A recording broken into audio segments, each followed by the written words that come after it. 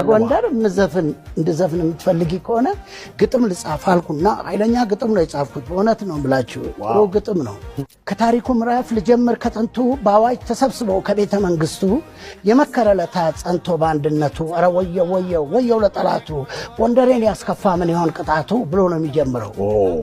ይመስክሪና አገር ጎንደር የሄደ ሰው ራሱ ጦሙን ያድራል አጥግቦ እንግዳ ሰው መሬት ጋደም ይላል አልጋ አንጥፎ ለሰው መንግስተ ሰማያት ገነትን ያውርሰው ጻድቁ ወገኔ ደጉ የጎንደር ሰው እናቴ ስላለችኝ ነው የምጽፈው። ካላሉት በሞቴ መች ቀምሳል ራት ኮዱን ከማስገመት ጦም ያድራል በኩራት ታቦት አስከባሪው ነዋዬ ቅድሳት ይጸልያል አገር ለሰላም በጽናት በጀግንነቱ ላይ ማተቡ ክብሩ ናት። እንግዲህ ተመልከት እንዲህ አይነት ግጥም ጽፌ ይሄውልሽ ብዬ አነበብኩላት።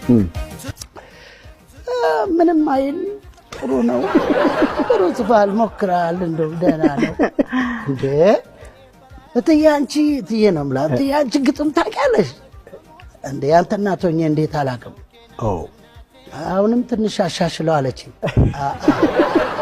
ትኩስ እንጀራ ላይ ድልህ አድርጋበት የቀዘቀዘ እርጎ ቀርታ ጨምራበት የነጠረ ቅቤ በላይ አፍስሳበት የምታጎርሰኝ ሰው እያለች በሞቴ ጎንደር የወርቁ ልጅ ዘውዴ ናት እናቴ አልኩ።